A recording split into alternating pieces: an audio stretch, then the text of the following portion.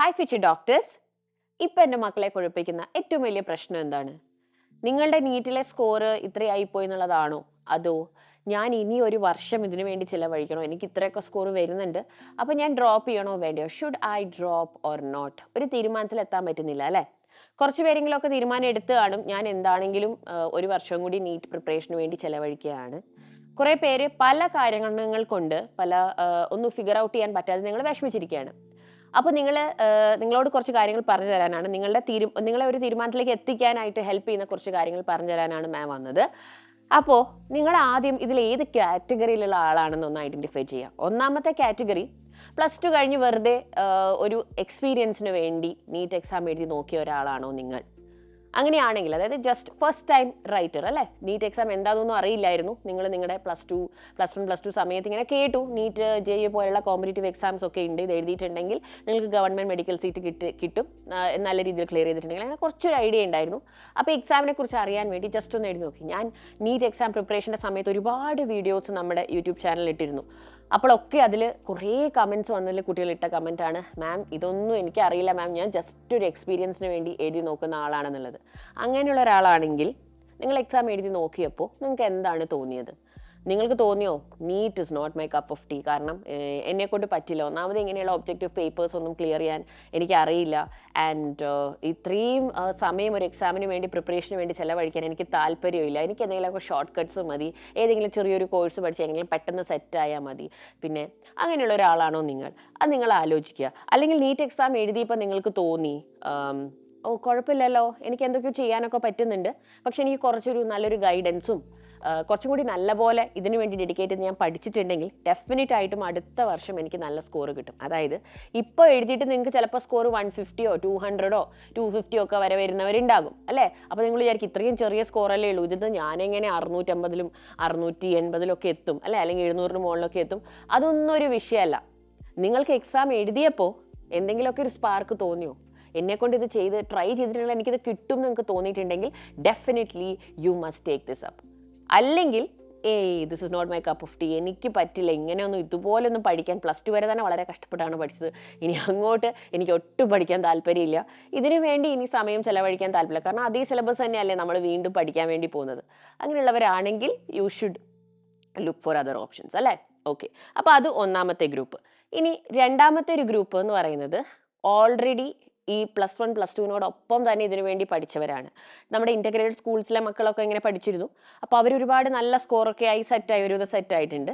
ഇനി രണ്ടാമത്തെ ഈ ഒരു ഗ്രൂപ്പ് എന്ന് പറയുന്നത്, നിങ്ങൾ ഇതുപോലെ തന്നെ പ്ലസ് വൺ പ്ലസ് ടുവിനോടൊപ്പം തന്നെ എൻട്രൻസ് കോച്ചിങ് അല്ലെങ്കിൽ നീറ്റ് കോച്ചിങ് എന്ന് പറഞ്ഞ ക്ലാസ്സസ് അറ്റൻഡ് ചെയ്തിരുന്നു. ആ ഒരു പ്രിപ്പറേഷൻ വെച്ചിട്ട് അപ്പോൾ നിങ്ങൾ ബോർഡ് എക്സാമിന് വേണ്ടിയും പഠിച്ചു, നീറ്റിന് വേണ്ടിയും പഠിച്ച് നിങ്ങൾ എഴുതി നോക്കിയവരാണ്.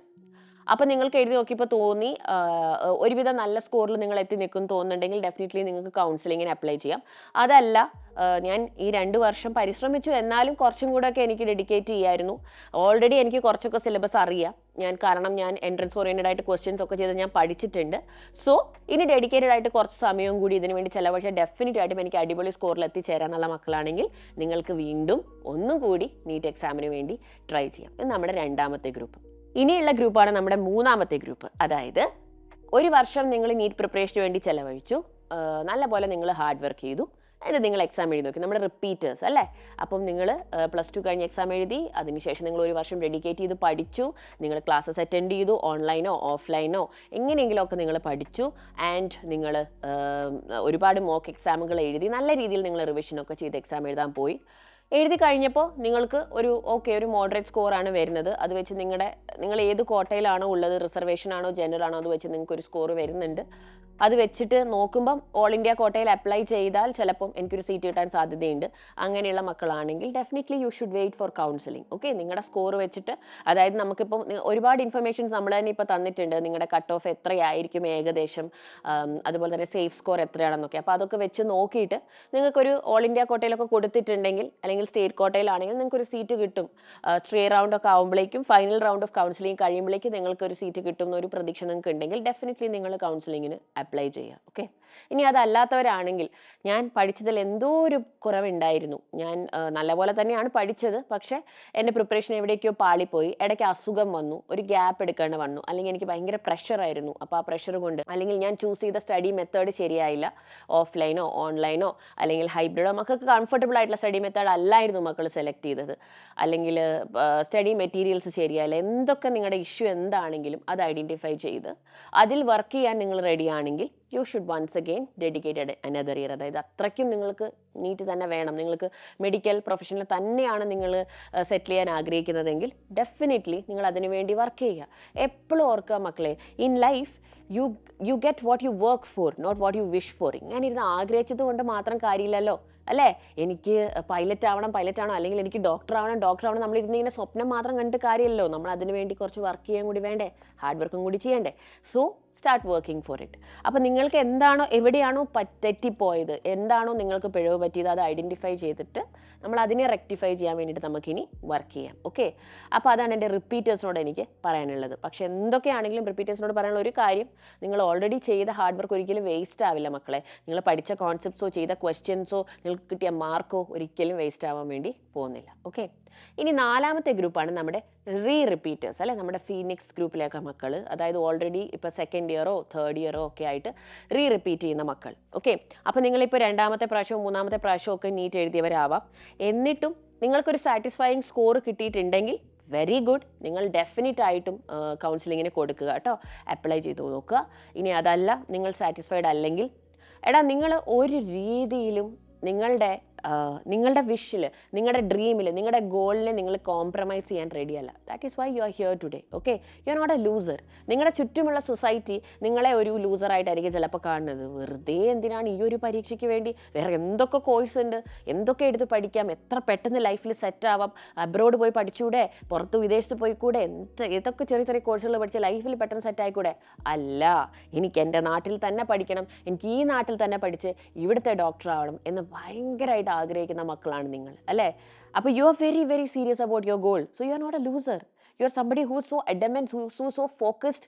ഓക്കെ, ആൻഡ് ഒരിക്കൽ പോലും നിങ്ങളെ ചുറ്റുമുള്ളവർ എന്ത് പറഞ്ഞാലും നിങ്ങളെ തന്നെ ഒരിക്കലും നെഗറ്റീവായിട്ട് കാണാണ്ടിരിക്കുക. No negative self talk. Okay, അപ്പോൾ നിങ്ങൾ ഇനിയും പരിശ്രമിക്കാൻ റെഡിയാണ്. ഒരു വർഷവും കൂടെ എനിക്ക് ട്രൈ ചെയ്ത് നോക്കണം മിസ്സേ, എന്നിട്ടും എന്നെ കൊണ്ട് പറ്റിയില്ലെങ്കിൽ I will think of something else എന്നാണെങ്കിൽ definitely give it another try. അത് തന്നെ ഞാൻ പറയുള്ളൂ. ബിക്കോസ് ഇത്രയും വർഷം നിങ്ങൾക്ക് ഇതിനു വേണ്ടി ചിലവഴിക്കാമെങ്കിൽ ഈ ഒരു കുറച്ച് മാസത്തെ പ്രിപ്പറേഷനും കൂടി എൻ്റെ മക്കൾക്ക് കൊടുക്കാം. ഓക്കെ, ഇനി അതല്ല, ഈ പ്രാവശ്യം നിങ്ങളൊരു നിങ്ങൾക്ക് നല്ല സ്കോർ കിട്ടിയിട്ടുണ്ടെങ്കിൽ ഡെഫിനറ്റ്ലി നമുക്ക് അലോട്ട്മെൻറ്റിനും കൊടുത്തു നോക്കാം. ഓക്കെ, ഇല്ലെങ്കിൽ we will think of something. ഇനി ലാസ്റ്റ് ഗ്രൂപ്പ് നമ്മുടെ പാർഷ്യൽ ഡ്രോപ്പേഴ്സ്. നിങ്ങൾ ഇതുപോലെ കഴിഞ്ഞ വർഷമൊക്കെ എക്സാം എഴുതി നോക്കി, ഈ പ്രാവശ്യം എക്സാം എഴുതി നോക്കി, പക്ഷെ നിങ്ങൾക്ക് വീട്ടിലെ ഫിനാൻഷ്യൽ സിറ്റുവേഷൻ കൊണ്ടും വേറെ പല കാരണങ്ങൾ കൊണ്ടും നിങ്ങൾക്ക് വേറെ എന്തെങ്കിലും ഒരു കോഴ്സിന് ചേരേണ്ടി വന്നു. പക്ഷെ എന്നാലും നിങ്ങൾക്ക് MBBS എന്നുള്ളൊരു ഡ്രീം ഉണ്ട്. അതുകൊണ്ട് നിങ്ങൾ ആ കോഴ്സ് പഠിച്ചുകൊണ്ട്, ഇപ്പോൾ നഴ്സിങ്ങോ അല്ലെങ്കിൽ ഏതെങ്കിലും BSc കോഴ്സസോ ഒക്കെ പഠിച്ചുകൊണ്ട് തന്നെ, അല്ലെങ്കിൽ ഇനി ഏതെങ്കിലും ചെറിയൊരു ജോലി ചെയ്തുകൊണ്ട് ഇതിനു വേണ്ടി പഠിക്കുന്ന മക്കളുണ്ടാവും, പാർഷ്യൽ ഡ്രോപ്പേഴ്സ് ഉണ്ടാവാം, അല്ലേ? അപ്പോൾ പാർഷ്യൽ ഡ്രോപ്പേഴ്സിനോടും എനിക്ക് പറയാനുള്ളത്, നിങ്ങൾ ചെയ്യുന്ന കോഴ്സ് ഇപ്പം നല്ല സ്കോർ കിട്ടിയിട്ടുണ്ടെങ്കിൽ ഡെഫിനറ്റ് ആയിട്ട് ഇപ്പോൾ ആ കോഴ്സ് ഡ്രോപ്പ് ചെയ്ത് നമുക്ക് കൗൺസിലിങ്ങിന് കൊടുക്കാം. പക്ഷെ ഇപ്പോഴേ ഡ്രോപ്പ് ചെയ്യേണ്ടെന്നാണ് ഞാൻ പറയുക. കാരണം അലോട്ട്മെന്റ് വരുന്നത് വരെ വെയിറ്റ് ചെയ്യുക, അല്ലെങ്കിൽ നിങ്ങൾ പഠിക്കുന്ന ആ കോഴ്സ് സൈഡ് ബൈ സൈഡ് പോയിക്കോട്ടെ. ഓക്കെ, ഇനി അതല്ല, നിങ്ങൾക്ക് ഇപ്പം കിട്ടിയ സ്കോർ വളരെ മോശമാണ്, എൻ്റെ ഈ പാർഷ്യൽ ഡ്രോപ്പ് കൊണ്ട് എനിക്കൊരു ഗുണവും ഉണ്ടായില്ല എന്ന് നിങ്ങൾക്ക് തോന്നുകയാണെങ്കിൽ ഡെഫിനറ്റ്ലി നമുക്ക് ഫാമിലീൻ്റെ അടുത്ത് സംസാരിക്കാം, അല്ലേ? നമുക്ക് ഫുൾ ടൈം കുറച്ചും കൂടി സമയം നമ്മുടെ പ്രിപ്പറേഷന് വേണ്ടി സ്പെൻഡ് ചെയ്യാവുന്ന രീതിയിൽ നമുക്ക് നമ്മുടെ ഷെഡ്യൂളിനെ മാറ്റാം.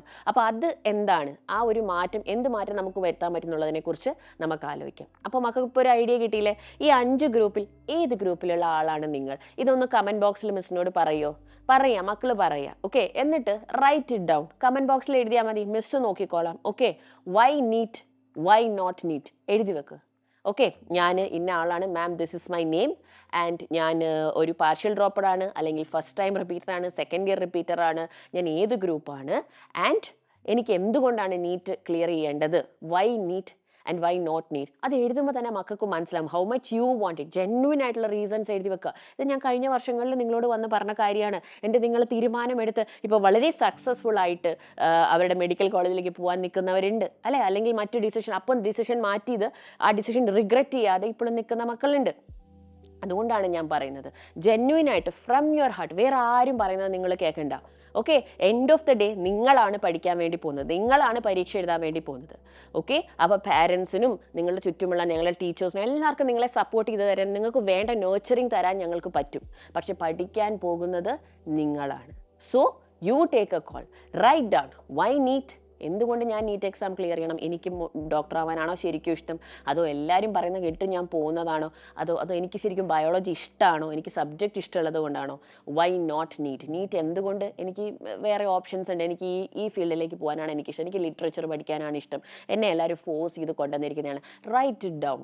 Okay, then we will figure out what you exactly വേണം. സത്യമായിട്ട് ഞാൻ പറയണം മക്കളെ, ഇത് നമ്മൾ ചെയ്ത് കഴിയുമ്പോൾ നമുക്കൊരു ഐഡിയ കിട്ടും. ഓക്കെ, അപ്പോൾ കമൻറ്റ് ബോക്സിൽ എഴുതുക നിങ്ങൾ ഏത് കാറ്റഗറിയിൽപ്പെട്ട ആളാണ്, why NEET, why not NEET, എന്നിട്ട് നമുക്ക് തീരുമാനിക്കാം നിങ്ങൾ ഡ്രോപ്പ് ചെയ്യണോ വേണ്ടയോ എന്നുള്ളത്.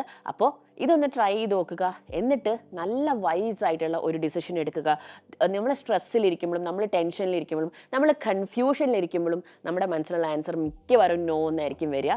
ഓക്കെ, അപ്പോൾ മക്കൾ അങ്ങനെ ഒരു സ്ട്രെസ്ഫുൾ സിറ്റുവേഷനിൽ ഒരു ഡിസിഷൻ എടുക്കാതെ സമാധാനമായിട്ട് ആലോചിച്ച് ഇതൊക്കെ ഒന്ന് എഴുതി വെച്ച് നോക്കി നമുക്കൊരു ഡിസിഷൻ എടുക്കാം. Then we will figure out. Okay, life is very big my children. അപ്പോൾ ഇങ്ങനെയുള്ള കുറേ ചെറിയ ചെറിയ കാര്യങ്ങൾ ഓർത്ത് ടെൻഷൻ അടിച്ച് വിഷമിച്ച് കളയാനുള്ളതല്ല നമ്മുടെ ലൈഫ്. നമുക്ക് നമ്മുടെ ഡ്രീംസിന് വേണ്ടി വർക്ക് ചെയ്യാൻ വേണ്ടി തുടങ്ങാം. ഓക്കെ, അപ്പോൾ all the very best. I'm with you, we are all with you, Xylem is with you. Take care.